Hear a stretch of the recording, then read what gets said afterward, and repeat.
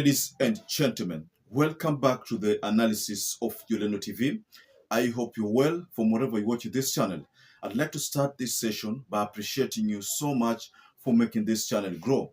If you wish to support us, just subscribe to our channel and give this video a like.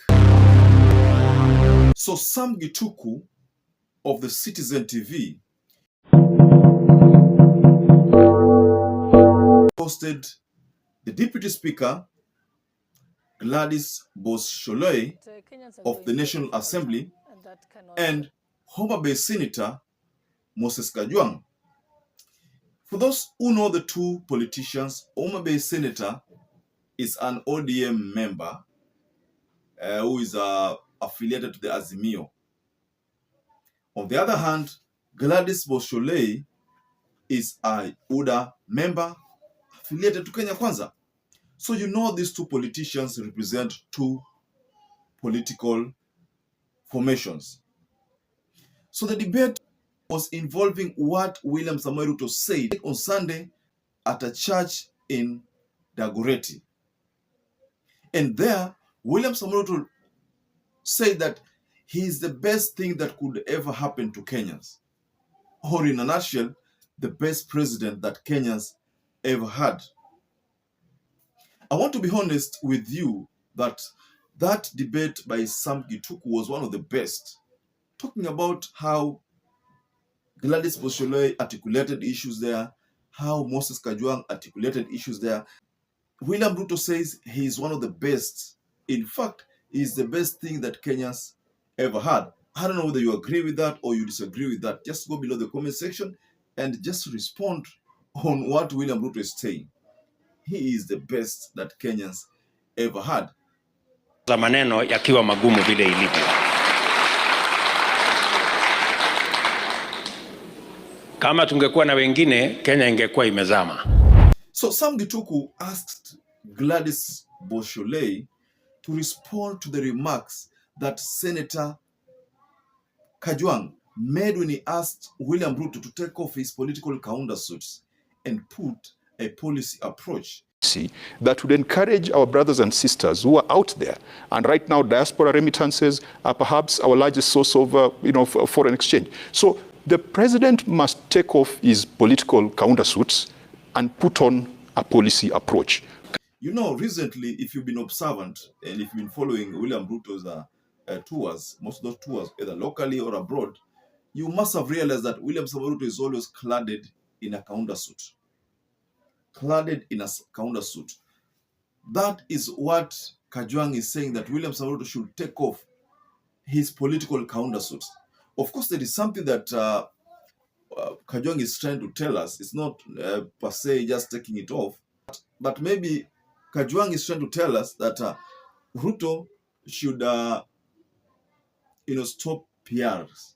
I mean, that's what I make from Senator Moses Kajwang's remarks, that William Ruto should stop PRs and embark on policy approaches to make sure that the high cost of living is dealt with.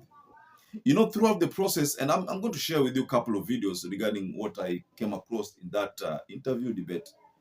You know, one thing I noted there is that Kajwang oozed a lot of wisdom. At one particular point, GLADYS SHOLLEI was lost with words.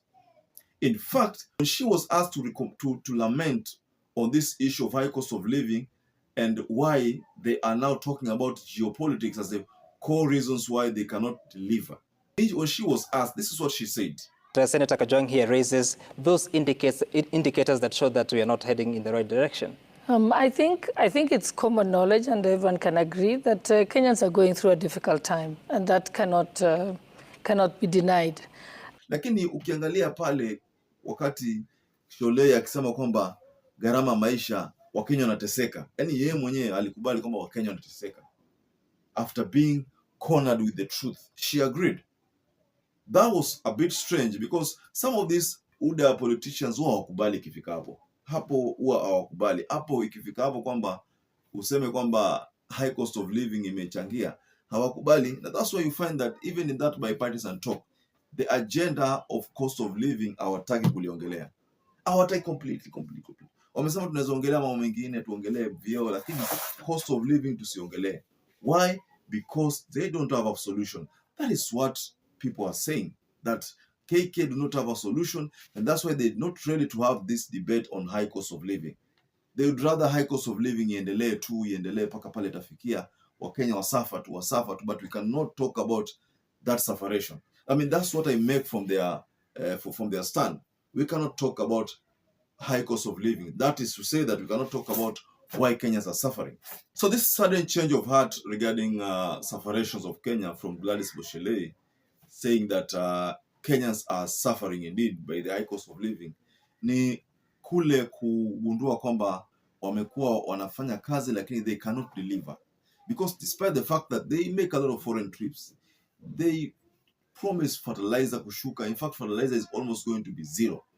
But production ya maize bado haionekani. Why haionekani? Kwa sababu hatuoni unga ikishuka kwa ile 100 ambao walisema. Unga haijafika 100. So we can't say that ile production inafaidi sana, haifaidi. So ladies and gentlemen, what do you make of that interview stock debate that was conducted by Sam GITUKU of the Citizen TV? What do you make of the response there from the two leaders, GLADYS SHOLLEI and Moses Kajwang? What do you make of that? Just tell us below the comment section there. Mheshimiwa SHOLLEI wants to draw a Gantt chart to Kenyans so that they understand when their promises will be actualized. Many of the great leaders made their greatest impact within the first year of election to office. Be it Singapore that we admire, Lee Kuan Yew.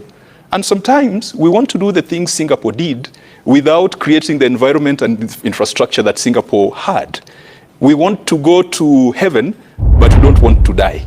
You see, when they ran out of excuses, the bogeyman used to be Raila Odinga, Uhuru Kenyatta, and then when that wasn't flying, it went to the war in Ukraine. And I think they've now found another bogeyman in the name of the war between Israel and Palestine.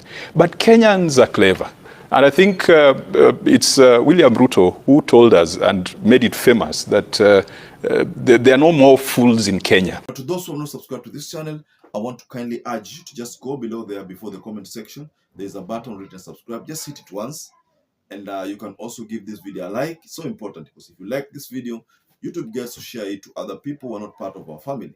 Share our videos also. And so to those who supported this channel by either subscribing, liking or sharing our videos, I want to say that I'm forever grateful for that support, because without you, this channel cannot grow. So until you catch up again, stay safe and stay blessed.